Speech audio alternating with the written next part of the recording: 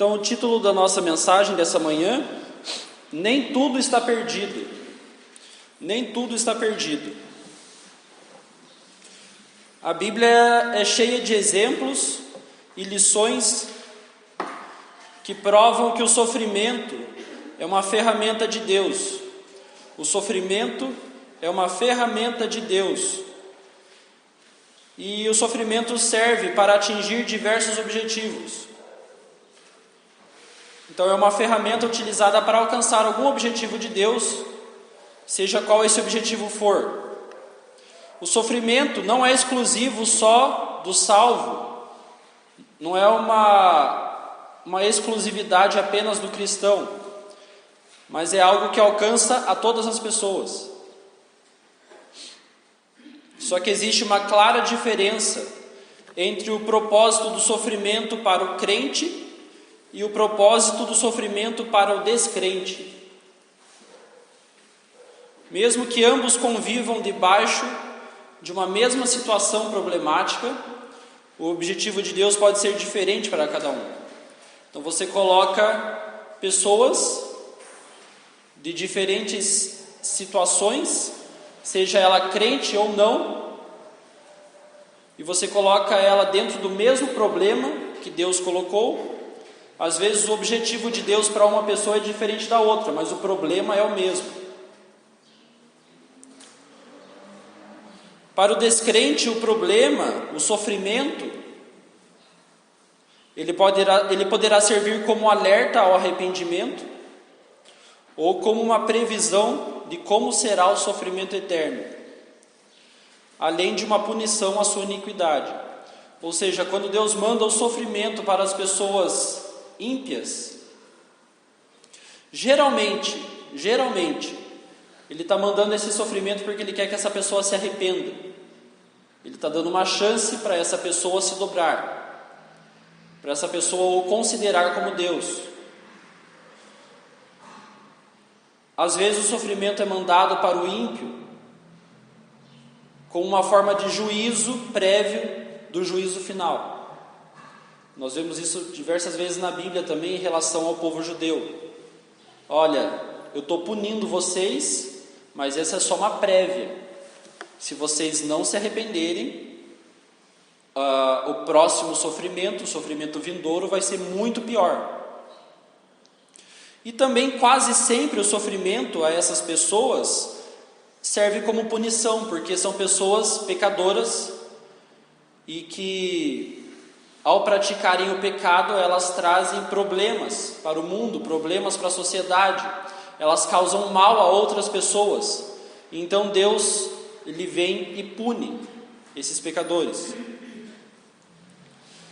Já para o salvo, o sofrimento deve ser visto sob outra perspectiva. Existe o sofrimento mandado de Deus para o salvo, também como punição por ele estar se desviando do caminho. Então o sofrimento para o salvo, ele pode ter a ação corretiva, ele pode ser como aquele versículo fala, para redarguir, para ensinar. Mas geralmente ele traz junto de si, o sofrimento ele carrega junto dele a função de testar a fé do cristão, com o objetivo final de o amadurecer e o fortalecer. Então nós vemos por diversas vezes o sofrimento sendo mandado por Deus para o povo cristão, para os seus filhos, com o objetivo não de punir, mas com o objetivo de fortalecer. Claro que existe também o objetivo de Deus para a punição, né? Ou às vezes o sofrimento que o crente experimenta nem tem nada a ver com Deus. Às vezes é ele que criou o problema. Ele, através de situações problemáticas, fazendo coisas erradas, através de pecados que ele mesmo cultivou, ele semeando o sofrimento. Às vezes nem é a ação direta de Deus. Às vezes é a ação direta da própria pessoa, buscando o próprio sofrimento. Mas muitas vezes nós vemos nos exemplos bíblicos que Deus mandou o sofrimento para pessoas que aparentemente não mereciam sofrer. Eles estavam ali mais ou menos no caminho certo.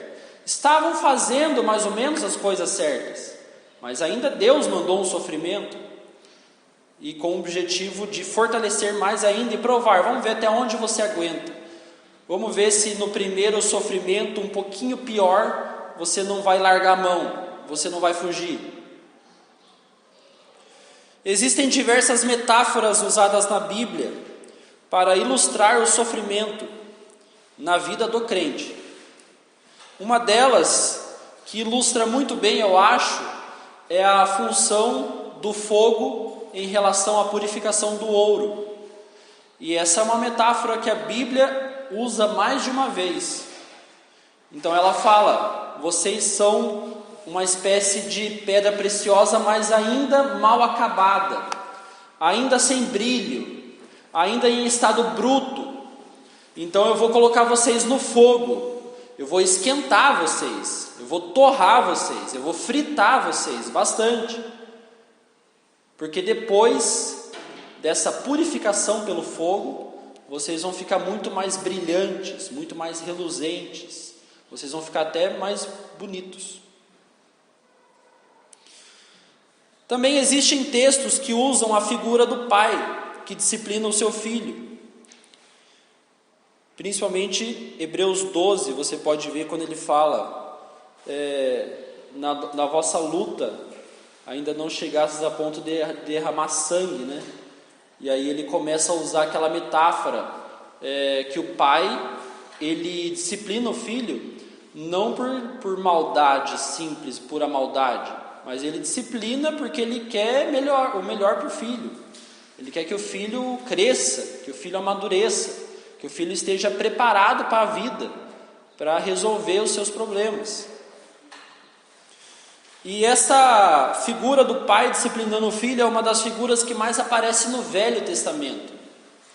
Inclusive, quando o autor do Novo Testamento ele se utiliza dessas figuras, geralmente é voltada para o público judeu, porque o público judeu ele conhecia muito sobre essa figura do pai disciplinando o filho para o bem do filho. Embora Deus possa trazer o sofrimento ao seu povo, Ele não traz com o fim de apenas punir, mas também de ensinar. Essa figura de sofrimento imposto pelo pai ao filho, ela talvez não faça tanto sentido nos dias atuais, já que a grande maioria dos pais, embora almejem grandes coisas para o filho, não os disciplinam para esses objetivos. Você vê os pais desejando grandes coisas: eu quero que meu filho seja isso, seja aquilo, seja, sei lá, médico, seja um atleta, seja uma pessoa muito boa, muito correta. Eles esperam muito dos filhos, eles desejam, sonham muitas coisas para os filhos, mas não os disciplinam para aquilo. Então essa metáfora de um pai disciplinando o filho para o fim de corrigir e amadurecer, ela já não serve muito para os dias atuais, porque se você for falar em disciplinar o filho, é capaz que alguém até ache ruim, porque não é uma coisa que está muito na moda.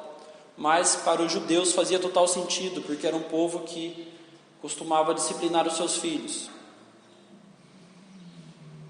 De qualquer forma, o sofrimento vem na medida em que merecemos e na proporção exata para o fortalecimento, e não para nos fazer mais fracos e machucados. Então a pessoa que acredita que Deus traz o problema como punição, ela pode estar errada, a não ser que a pessoa realmente mereça ser punida por Deus. Agora, a pessoa que olha o sofrimento colocado por Deus a fim de simplesmente diminuir ainda mais a pessoa ou machucar ela ainda mais, aí ela está 100% errada. Porque mesmo em caso de punição, Deus ele sempre almeja, ele sempre deseja o arrependimento, para que a pessoa melhore, ela dê meia volta e ela não fique lá prostrada, não fique lá machucada, não fique lá sofrendo mais ainda, mas que ela melhore.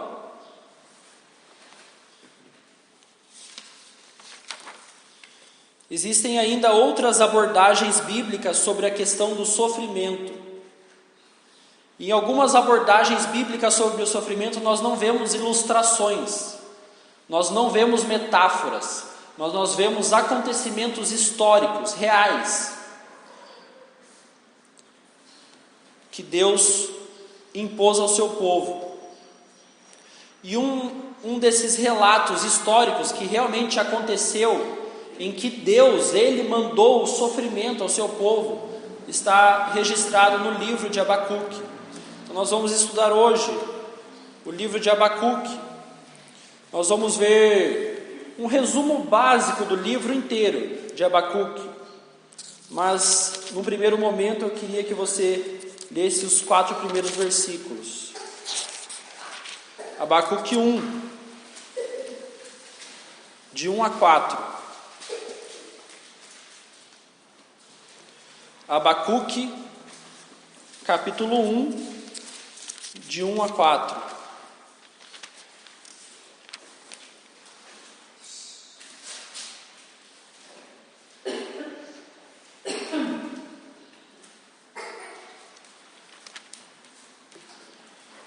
Abacuque 1. Sentença revelada ao profeta Abacuque. Até quando, Senhor, clamarei eu, e tu não me escutarás? Gritar-te-ei violência, e não salvarás? Por que me mostras a iniquidade, e me fazes ver a opressão? Pois a destruição e a violência estão diante de mim. Há contendas e o litígio se suscita. Por esta causa, a lei se afrouxa e a justiça nunca se manifesta, porque o perverso cerca o justo, a justiça é torcida. Vamos orar? Senhor Deus, agradecemos a Deus por mais um dia que o Senhor nos deste de vida. Agradecemos porque o Senhor nos traz até a sua casa. Agradecemos porque o Senhor nos traz a sua palavra. E pedimos agora que o Senhor nos ilumine o entendimento para que possamos compreender esse livro escrito pelo profeta Abacuque e que possamos aplicá-lo ele aos nossos dias atuais, que possamos aplicá-lo ele à nossa realidade, que possamos nos fortificar através desse texto.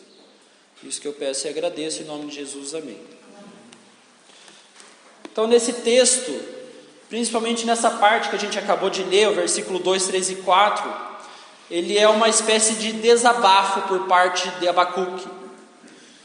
Então Abacuque, ele se vê diante de um cenário completamente complicado no seu país.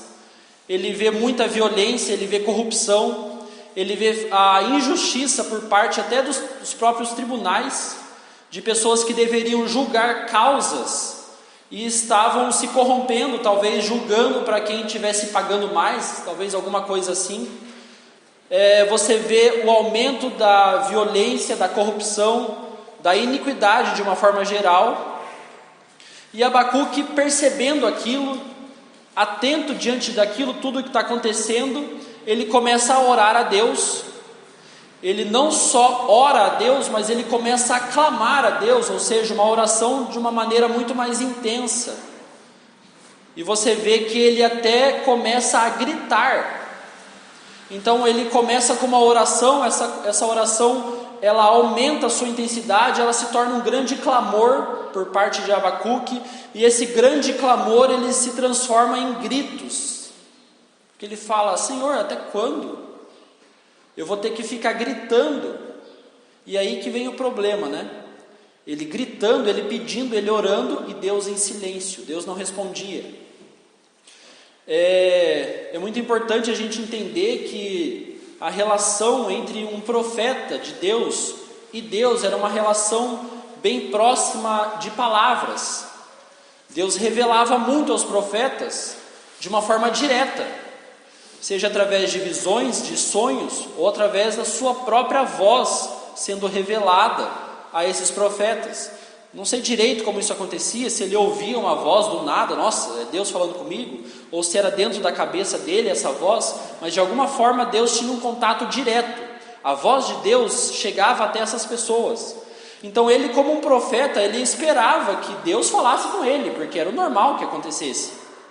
Eu sou profeta, eu não virei profeta porque eu quis, eu não virei profeta porque eu fiz uma faculdade de profeta, eu virei profeta porque Deus me escolheu como profeta, então é normal que ele fale comigo alguma coisa. E Deus não falava com Abacuque. Deus não respondia a oração de Abacuque. E enquanto isso, os problemas aumentando lá fora.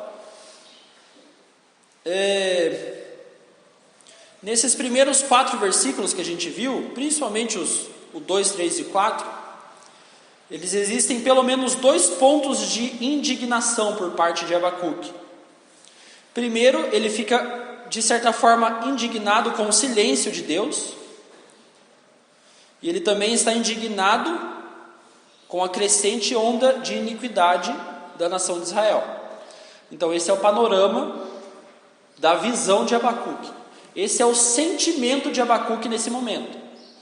Estou indignado, ele já estava meio que até perdendo a paciência, porque Deus não respondia, não falava com ele, e não resolvia o problema também.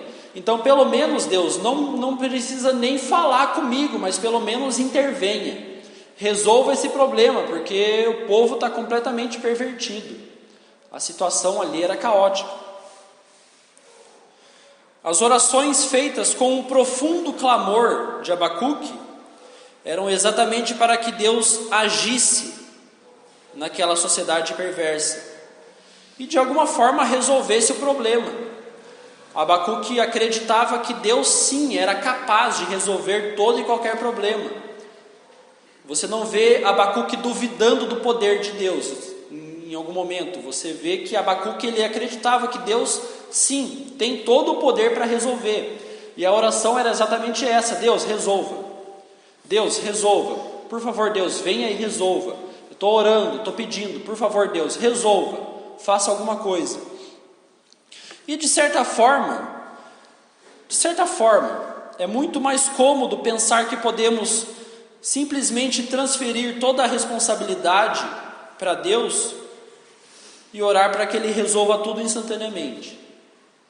De certa forma, isso é mais cômodo. Longe de mim diminuir o poder da oração. Não estou falando que é errado. Realmente a oração tem um poder incrível e sempre deve ser utilizada pelo crente, ainda mais diante de situações em que não podemos fazer nada. Tanto é que Deus responde a oração de Abacuque, mostrando que essa oração não foi em vão.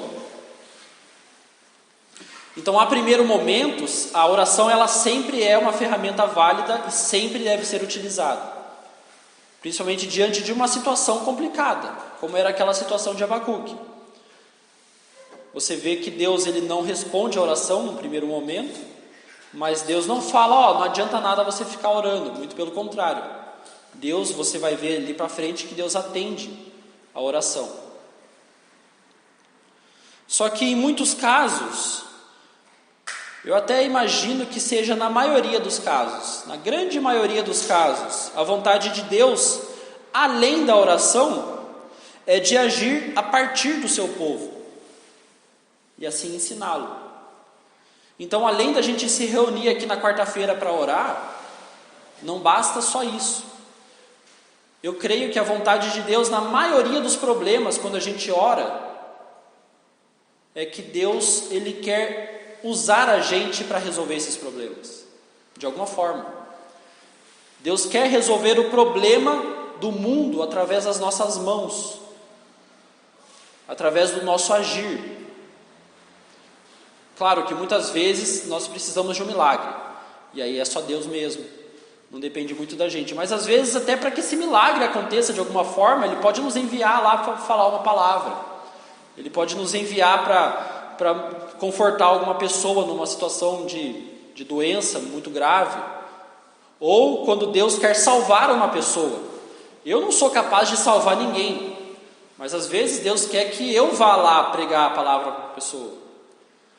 Então a oração, ela tem o poder de nos levar os problemas até Deus, mas Deus geralmente Ele quer nos usar para resolver esses problemas através das nossas próprias mãos.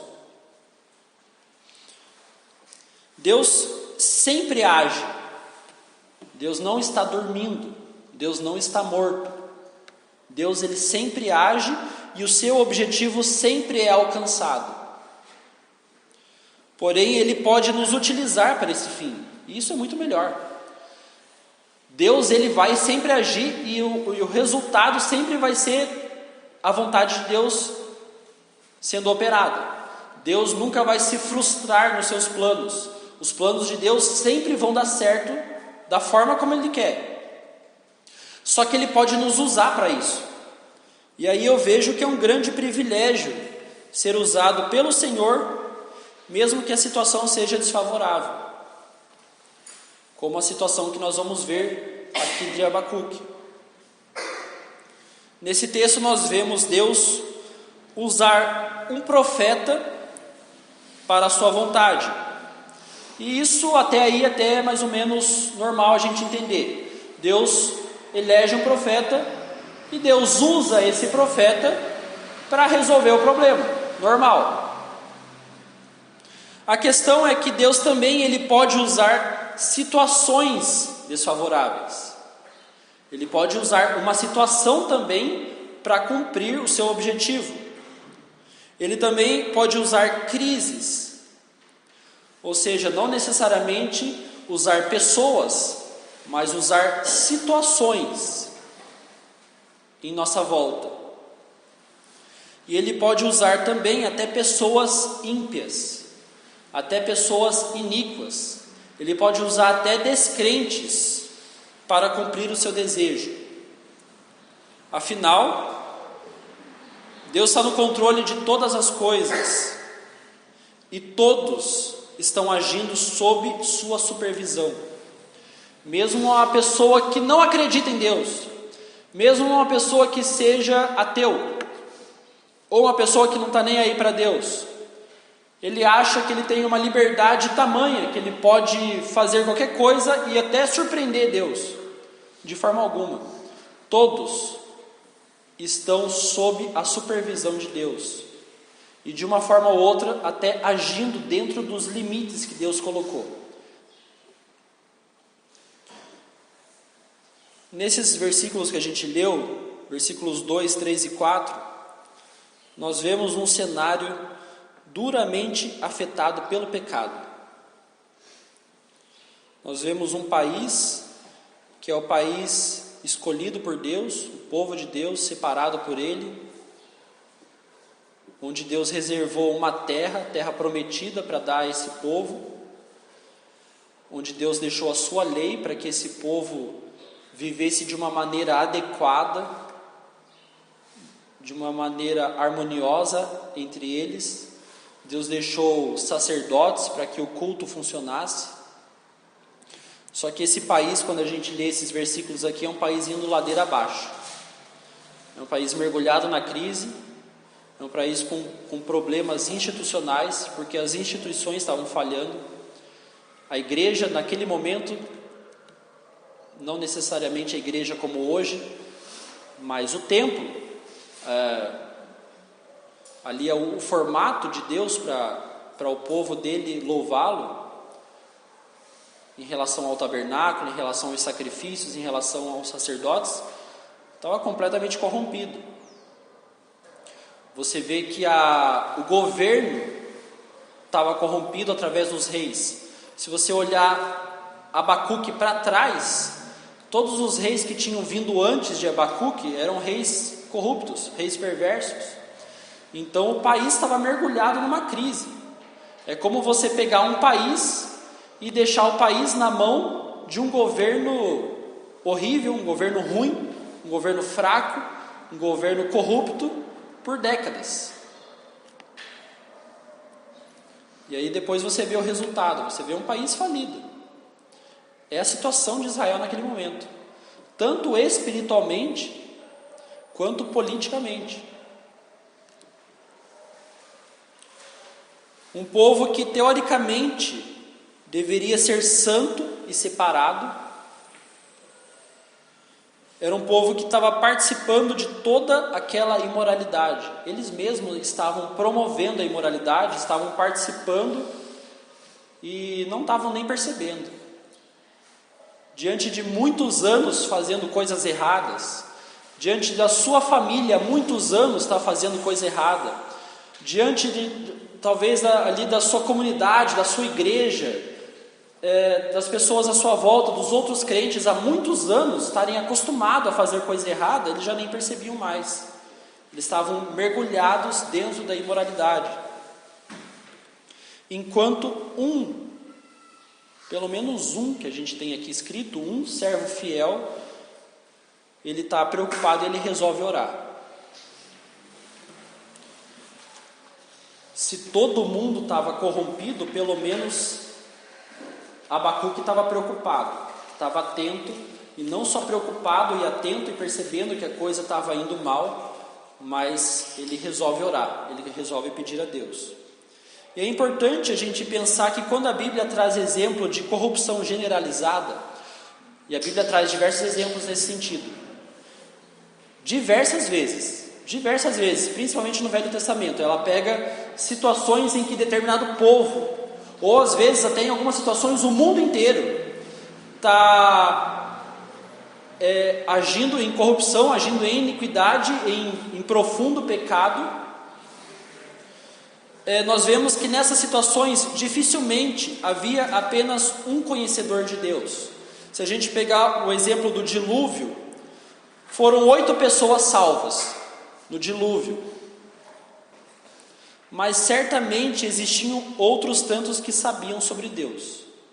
É impossível a gente pensar que só Noé sabia de Deus. É impossível pensar nisso.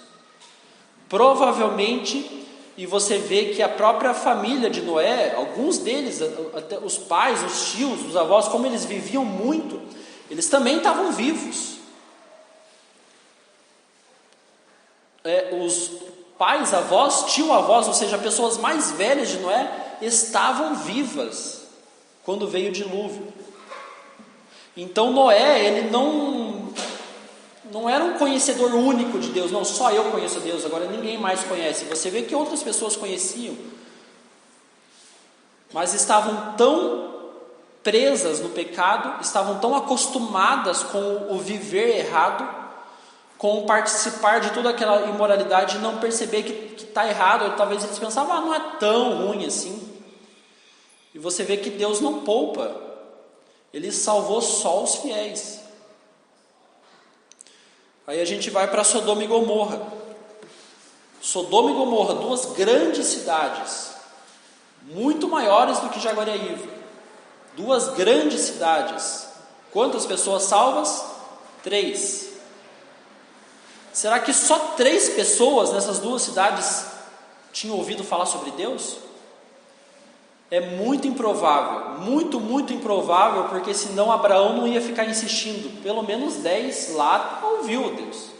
Porque ele começa, não, se tiver 50, não, eu já fui lá em Sodoma e Gomorra, eu conheço o pessoal. Tem até uma igrejinha lá, que tem uns membros lá, tem um pessoal lá que conhece sobre Deus. Então, Deus, pelo menos por aqueles 50 lá o Senhor vai destruir? Não, por 50 não.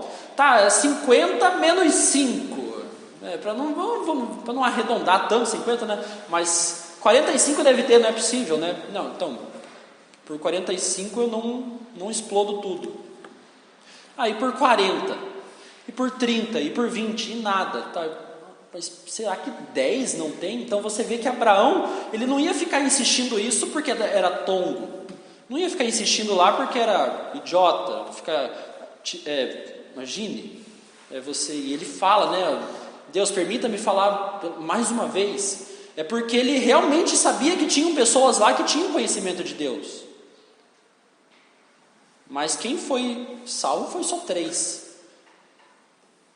Você vê que a tendência do povo de Deus em se misturar com as coisas que vêm do mundo e se tornar mais um do mundo, mesmo tendo conhecimento de Deus, mesmo às vezes até sendo salvo por Ele, sendo filho dele, a tendência nossa de se misturar com as coisas do mundo é muito grande, a ponto de Deus até nos colocar no mesmo balaio que o mundão.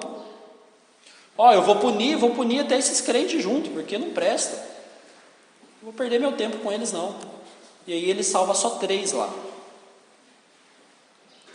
E aqui no caso de Israel, no período de Abacuque, nesse texto que a gente está lendo, não está muito diferente não. Tinha um rei levantado por Deus, tinham sacerdotes, tinham profetas que falavam da parte de Deus, ou seja, não era um povo que não sabia de Deus.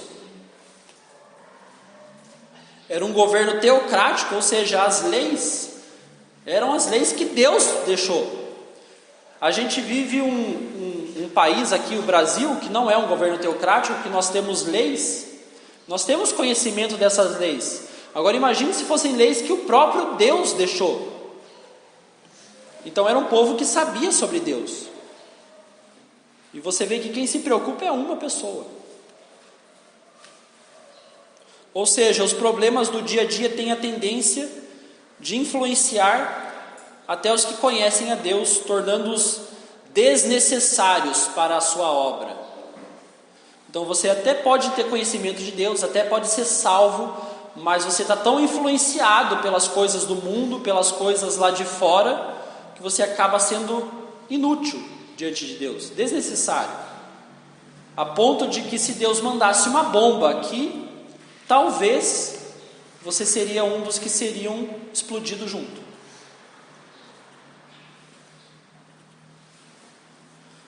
Por isso Abacuque chega a reclamar da bênção de poder discernir o certo do errado. Abacuque 1:3.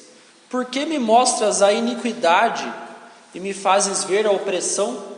Abacuque falando mais ou menos assim: Deus, por que o Senhor me dá essa visão de perceber o certo e o errado? Eu não queria nem poder ver isso, porque eu vejo tanto problema, eu vejo tanta desgraça, tanta iniquidade, tanto pecado, e o Senhor não resolve nada. Então eu queria ser cego para nem ver isso, eu queria ser surdo para nem ouvir essa barbaridade. Então a bênção que Deus nos dá de poder discernir o certo e o errado e termos uma visão clara e objetiva sobre as coisas, era motivo até de tristeza por parte de Abacuque. Ele preferia estar cego do que estar vendo aquilo. Realmente é mais conveniente fechar os olhos diante do pecado do que combatê-lo. Fechar os olhos diante do pecado sempre é muito mais fácil, é muito mais convidativo. Combater o pecado sempre é mais difícil. E é nesse contexto que Deus age através do sofrimento. A terra repleta de maldade, o ímpio agindo conforme a sua natureza pecaminosa, ou seja, o ímpio agindo como ímpio, pecando. O povo de Deus misturado naquilo tudo, sem notar que estão fazendo as mesmas coisas que os ímpios. E alguns poucos fiéis preocupados, pois percebem que está tudo muito bagunçado. Esse é o panorama do sofrimento coletivo. E às vezes é a situação em que nós estamos passando. Todo mundo sofrendo junto do mesmo problema, só que cada um dentro de um propósito específico. Você vê Deus mandando um sofrimento coletivo nesse momento para o mundo inteiro, para todas as pessoas, mas para cada tipo de pessoa por um propósito específico. O propósito que Deus mandou esse sofrimento para o mundo é um para o ímpio, é outro para o salvo que está andando no caminho errado, e é outro para o salvo que está no caminho certo. O sofrimento é o mesmo para todo mundo. Só que os objetivos são diferentes, os propósitos são diferentes. Enquanto uns sofrem porque simplesmente buscaram fazer o que é errado, outros sofrem porque estão vendo o erro e não podem fazer nada. Esse é o conceito básico do sofrimento coletivo diante da perspectiva bíblica. Todos sofrem, mas por motivos e objetivos diferentes. Então talvez a gente está passando por esse sofrimento agora, em relação a esse vírus, talvez por culpa nossa, mas às vezes nem é culpa nossa. Mas todos estamos juntos no mesmo barco. Resta entender qual é o propósito de Deus para esse sofrimento que Ele nos deixou.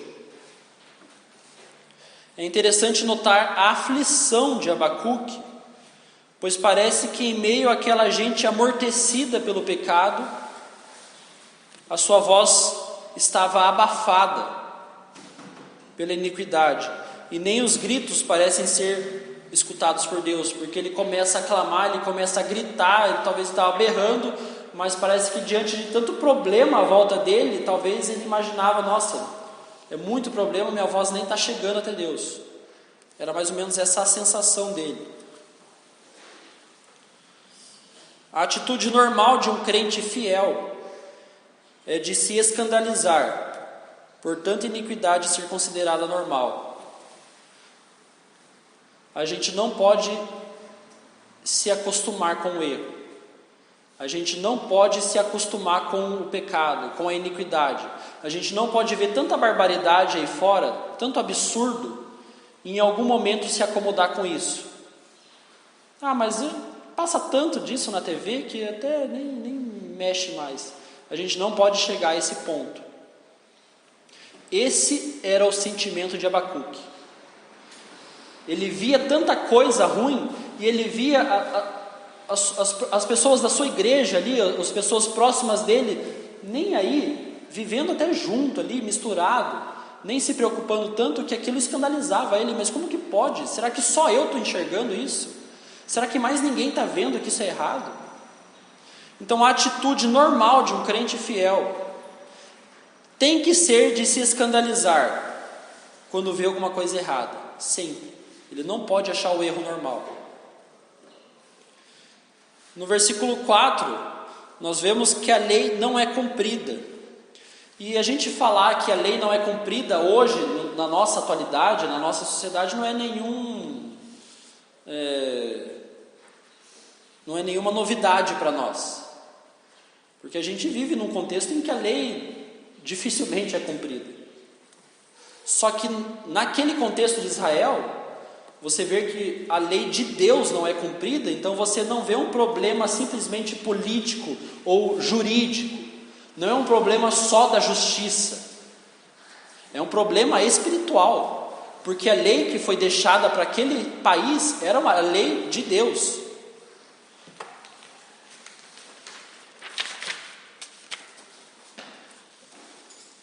Versículo 4 fala em afrouxamento da lei.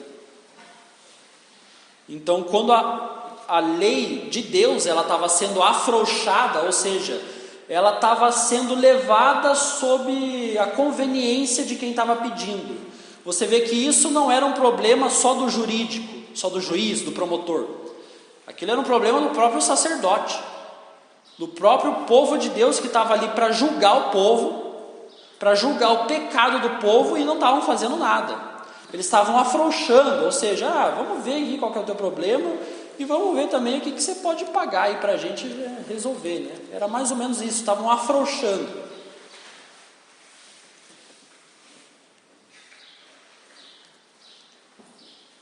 Diante disso tudo, Deus resolve falar com Abacuque.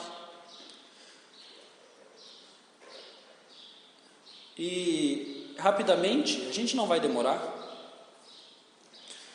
a gente vai ver a resposta de Deus em relação à oração de Abacuque. Deus responde, e a gente vai ver duas lições que podem ser aprendidas em meio ao sofrimento coletivo. Então, duas lições que podem ser aprendidas em meio ao sofrimento coletivo. Nós vemos que o sofrimento coletivo ele pega todo mundo pareio, mesmo a pessoa merecendo ou não, ela está dentro do mesmo barco. E Deus, ele tem um objetivo com isso, quando ele traz um sofrimento para todas as pessoas de uma vez só.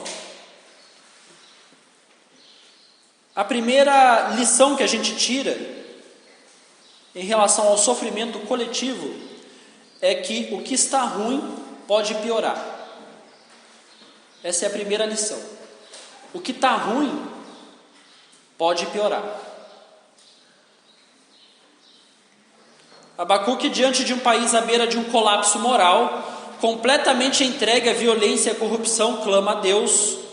Continua clamando. Ele começa a gritar e nada, até que algum tempo depois, a gente não sabe quanto tempo depois, Deus responde.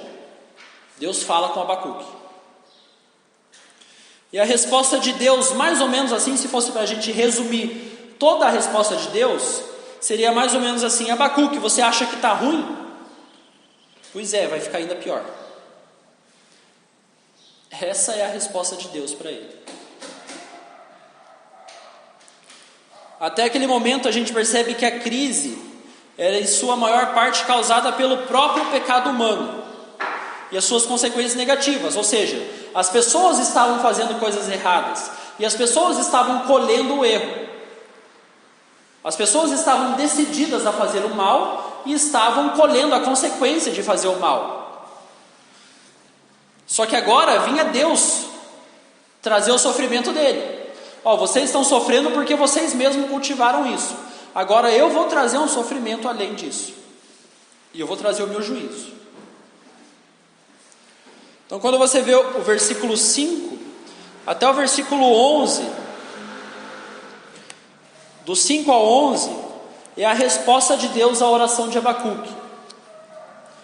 E quando chega ali no versículo 5, talvez quando Deus começa a falar com ele, talvez Abacuque até se sente ali feliz com a resposta, porque ele fala, a resposta de Deus, né? Vede entre as nações, olhai, maravilhai-vos e desvanecei, porque realizo em vossos dias obra tal, que vós não crereis quando vos for contada. Ou seja, quando Deus começou a falar isso com Abacuque talvez pensou: nossa, o reavivamento está chegando, glória a Deus. Deus falando que vai vir uma obra tão grande que vocês não vão nem acreditar. Que quando vocês contar para outras pessoas, depois essas pessoas não vão nem acreditar em tão grande obra que eu vou fazer. E eu acho que Abacuque esperava e ele desejava que Deus ele trouxesse um reavivamento, porque isso era algo mais ou menos comum na história de Israel. Deus levantava um profeta. Quantas vezes você já ouviu essa história? Vamos combinar, quantas vezes que você já ouviu essa história? Deus levanta um profeta, porque o povo estava fazendo coisa errada. O profeta pregava, o povo se arrependia, o povo rasgava as vestes, o povo jogava cinza sobre a cabeça, aquela coisa toda, negócio resolvido, pronto, final. Não precisa sangue, não precisa guerra, não precisa nada. Beleza, resolveu. Eu acho que esse era o desejo de Abacuque. Deus, estou orando para o Senhor, venha e intervenha, faça alguma coisa. Ou seja, me use para ser um profeta que vai pregar a sua palavra e que o povo de alguma maneira escute isso e todos se ajoelhem e rasguem a roupa, fique todo mundo naquela situação, chorando e tudo mais, e negócio resolvido, avivamento completo. Eu acho que era isso que Abacuque estava esperando que ia acontecer. Só que Deus continua no versículo 6 e fala: sabe o que eu vou fazer? Eis que suscito os caldeus. Espera aí, Deus, os caldeus, nação amarga e impetuosa, que marcham pela largura da terra para apoderar-se de moradas que não são suas. Então Deus não ia trazer simplesmente um reavivamento através da pregação. O nível de surdez daquela gente era muito alto, que uma pregação já não servia mais.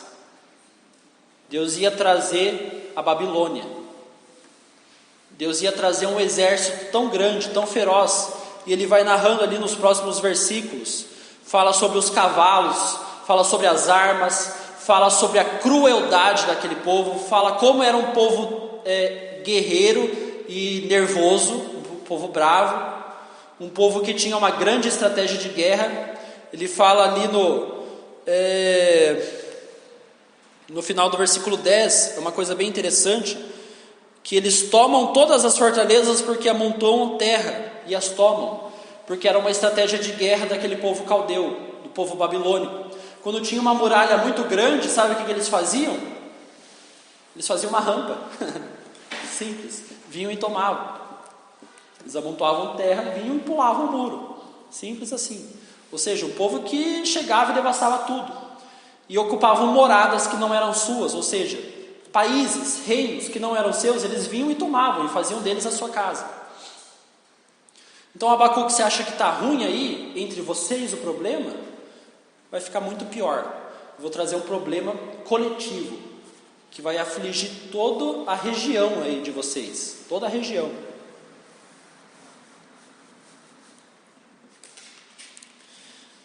Pelo jeito o povo não queria mais ouvir. Pelo jeito que a gente olha aqui o cenário, o povo estava completamente inerte, estava completamente amortecido, estavam envolvidos demais com os seus projetos pessoais. Logo, logicamente, a forma de Deus trazer juízo e quem sabe, tomara ainda que trazer até arrependimento, viria através de um povo distante. Se a pregação não está servindo, se levantar um profeta e esse profeta pregar não resolve nada, então eu vou trazer um problema que vem lá de outro país, lá de longe, e esse problema vai chegar até vocês, e quem sabe com esse sofrimento aqui entre vocês, vocês comecem a querer me ouvir, a prestar atenção no que eu estou falando. E aí do versículo 6 ao 10, Deus fala sobre os caldeus, o povo queria destruir Israel, levá-los em cativeiro na Babilônia. Esse povo seria o flagelo de Deus para julgar a iniquidade do seu povo e mostrar que viver de qualquer jeito traz consequências inesperadas. Você está vivendo do seu jeito, você está vivendo do jeito que você quer. Então, se você está vivendo do jeito que você quer, esteja preparado. Porque a consequência vai vir do nada. Ela vai vir quando você menos espera. Essa foi mais ou menos a mensagem de Deus na resposta. Talvez o Abacuque estava falando, nossa Deus, era melhor quando você não falou nada, né? Quando o Senhor não falou nada. Porque essa resposta não é nem um pouco agradável. O afrouxamento do cristão diante das leis morais de Deus. Nós temos muitas leis de Deus, muitas leis morais. Quando a gente se afrouxa a ela, quando a gente faz mais ou menos conforme a nossa conveniência, diante da cultura mundana, a gente aprende as coisas lá fora e traz para dentro da igreja, vice-versa, fica uma coisa meio que misturada. Certamente, em algum momento vai causar frieza. A gente começa a se envolver tanto e misturar tantas coisas com o mundo que vai chegar uma hora que a gente vai estar mais no mundo do que na igreja. E aí a gente vai ficar frio.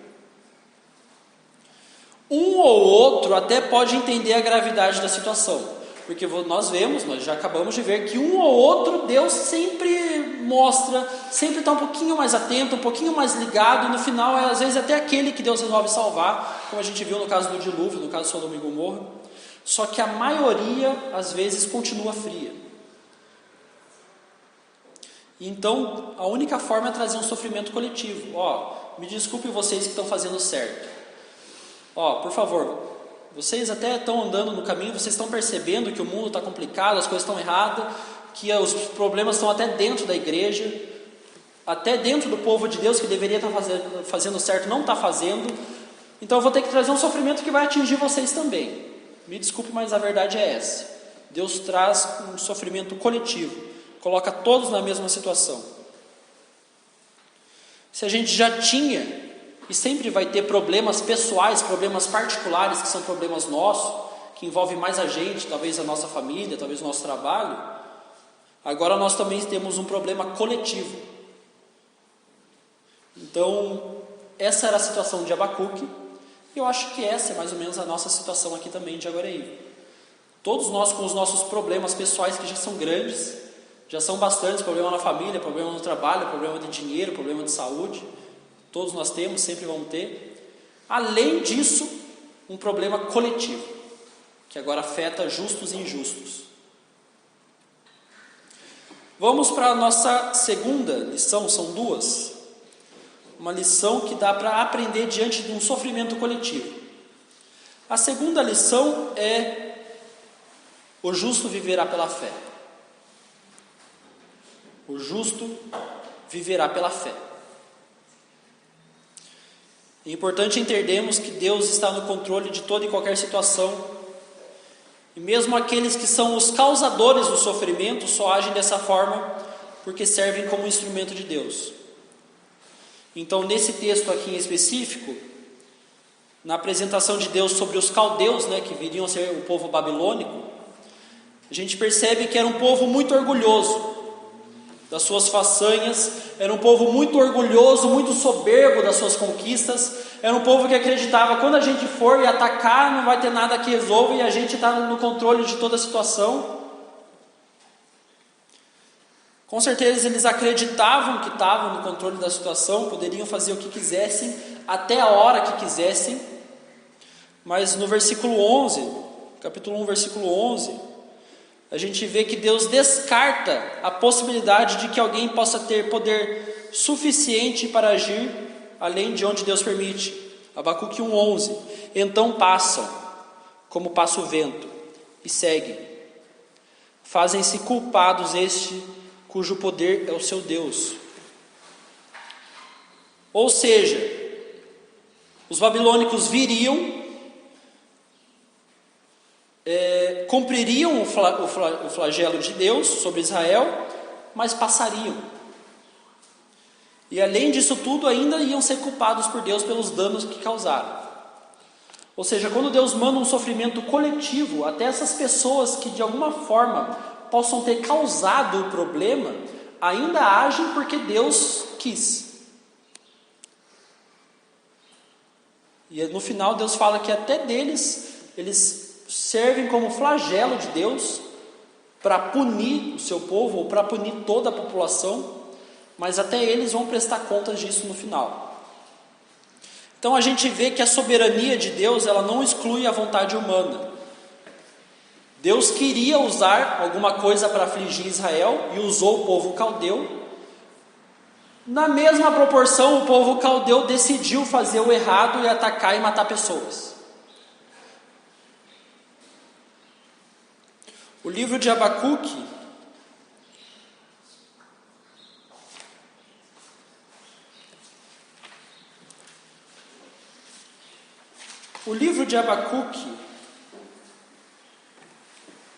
serve como uma preparação para um problema muito pior que estava por vir. Esse é mais ou menos o resumo do livro inteiro de Abacuque. O livro de Abacuque tem 3 capítulos, tem bastante palavras, bastante frases, mas se a gente pudesse de alguma forma resumir todo o livro em uma frase, seria mais ou menos assim: se preparem porque vem um problema muito pior. Você já tem os seus problemas, claro, evidente, isso está claro, mas se preparem que vai vir um problema muito pior. A gente vê que Deus não afasta o sofrimento do seu povo. Deus prepara o seu povo para poder passar o sofrimento. E poder passar sem perder a confiança.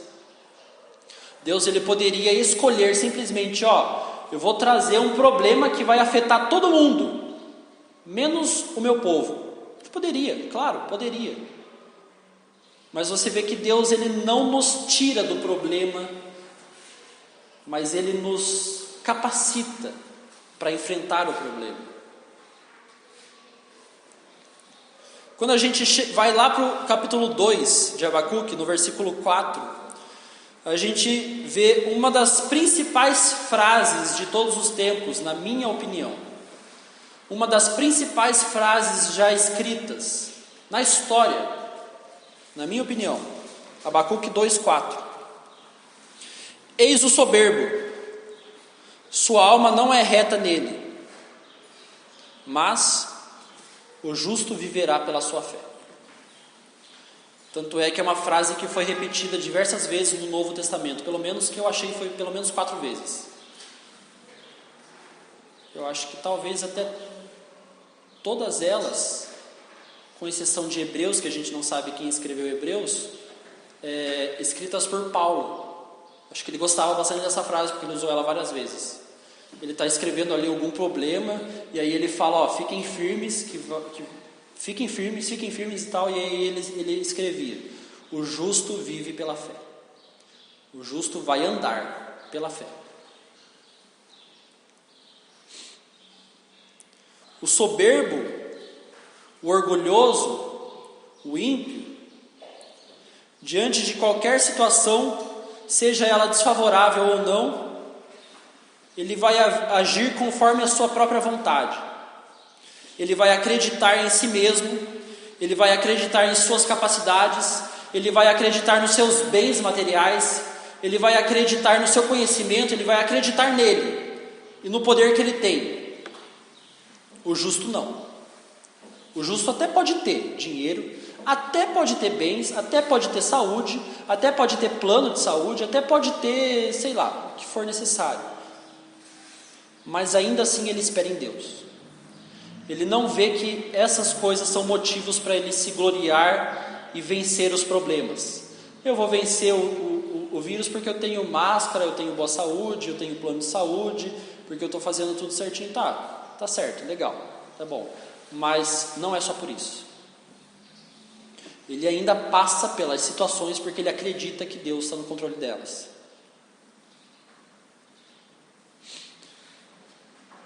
Resumindo o capítulo 2, para a gente não demorar muito mais, já está ficando até meio demorado. Capítulo 2 de Abacuque, existe uma narrativa detalhada de como a humanidade é orgulhosa. Eles vão falar de versículos e mais versículos mostrando até onde vai o orgulho da humanidade, e ali é uma forma de Deus argumentar com Abacuque, porque talvez Abacuque, ele ficou numa crise pessoal, uma crise assim, o pensamento dele talvez era mais ou menos assim, mas é para tanto, Deus? A situação, tudo começou com a minha oração, porque a situação já era complicada, já era uma situação muito difícil, e aí quando vem uma resposta da sua parte, vem trazer um problema muito pior, será que é para isso? E aí Deus começa a narrar até onde foi o pecado do povo. A gente não vai conseguir ler todos esses versículos, são vários, mas Deus faz uma narração bem detalhada, até onde vai o orgulho do homem, até onde vai o orgulho da humanidade. Ele fala que a humanidade é orgulhosa, ela faz guerras e mais guerras para a sua própria cobiça, cada um corre atrás dos seus interesses pessoais, cada um constrói impérios particulares às custas de dinheiro sujo, fala sobre isso no capítulo 2, cada um cria para si deuses, alguns em forma de madeira, alguns em forma de pedra, e depositam a sua fé nesses deuses. Alguns fazem do seu dinheiro, dos seus bens, do seu poder, os seus deuses também. E eles se dobram diante de toda e qualquer coisa, menos de Deus. Então, quando a gente vê essa frase, o justo viverá pela fé, ela nos mostra que a vida espiritual é baseada na fé, tanto no presente quanto no futuro. A gente está vivendo agora, no presente, por fé. Mas no futuro também, quando vier problemas maiores, e virão, a gente vai continuar passando pela fé. O alimento da nossa vida espiritual no presente é a fé, deve ser a fé. Da mesma forma que somente através da fé nós podemos ter a vida eterna. Ou seja, é uma frase muito boa. Ela tem até de certa forma um duplo sentido. O justo viverá pela fé, viverá nesse mundo presente, através das dificuldades e sofrimentos, ele vai passar por tudo com a fé, mas ele também vai viver, ele viverá no futuro, ele viverá eternamente, porque a sua fé o salvou. É uma frase muito boa. Conclusão. Finalmente, vamos chegar a 1 hora já. Conclusão. Ao chegar no capítulo 3, Abacuque percebe que é justo sim o castigo de Deus. Deus está com a razão. O povo estava realmente muito pervertido, o povo estava indo por mal a pior.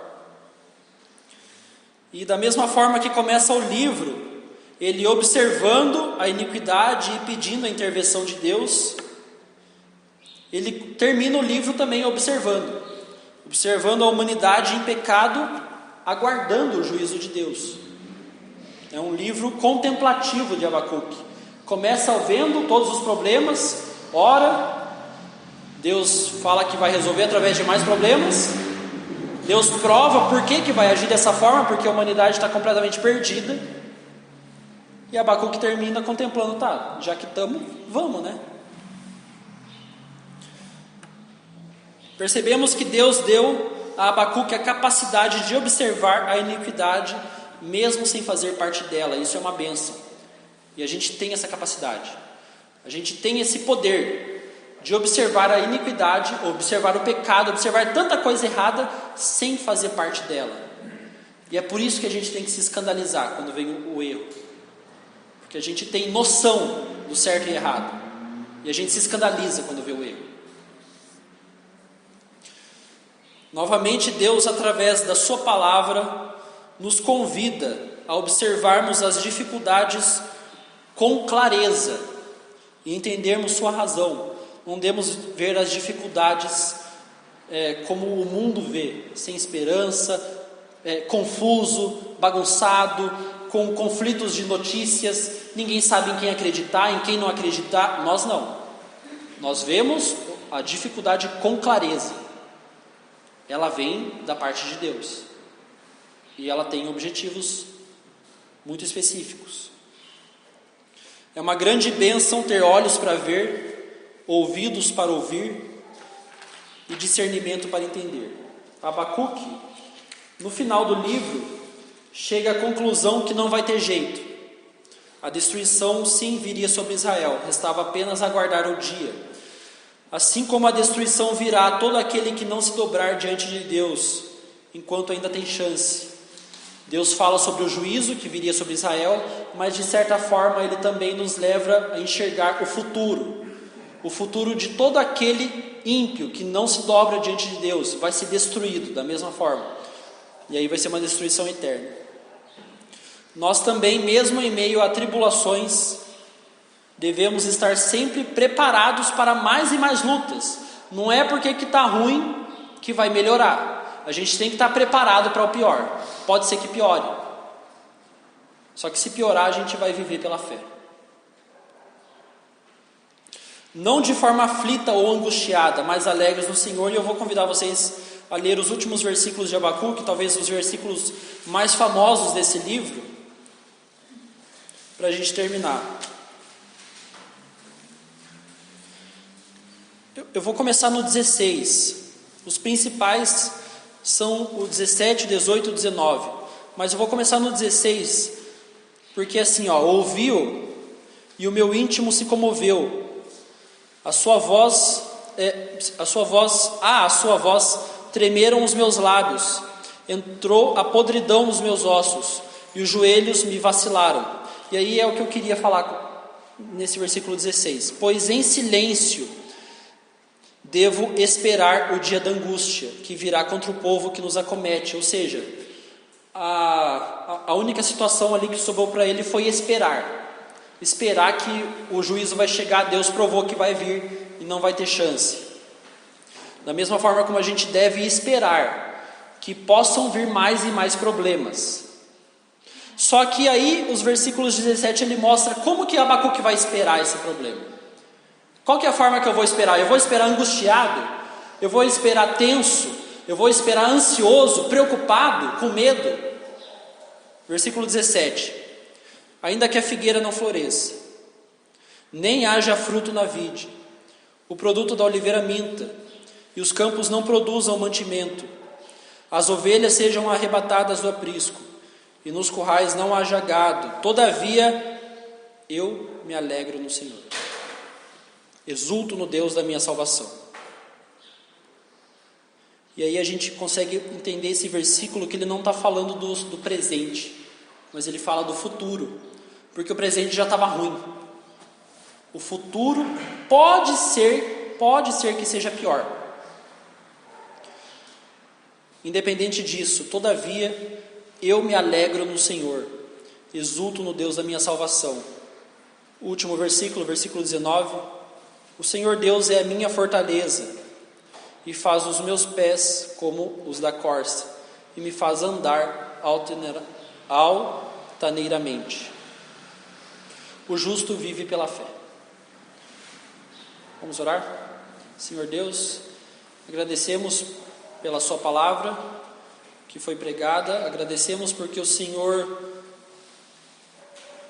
através de exemplos bíblicos, de outras pessoas que passaram por problemas tão grandes ou piores do que os nossos, esses exemplos nos ajudam a permanecer fiéis ao Senhor, nos ajudam a vencer todo e qualquer problema e a continuar alegres no Senhor. Nos ajude, ó Deus, a andarmos por fé. Isso que eu peço e agradeço em nome de Jesus. Amém. Obrigado.